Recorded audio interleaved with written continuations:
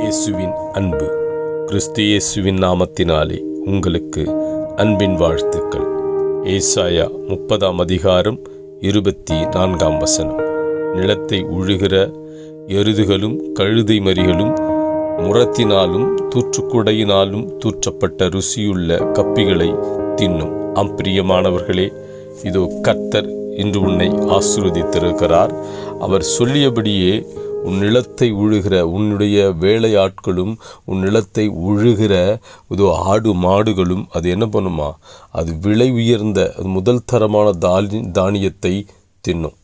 செழிப்பானது, இது வறட்சியானதே அல்ல, செழிப்பானதையே உன்னுடைய மிருக ஜீவன்கள், ஆடு மாடுகள், கழுதைகள் எல்லாமே சாப்பிடும். அப்படி உன்னை செழிப்பாய் தேவன் ஆசீர்வதிப்பார்.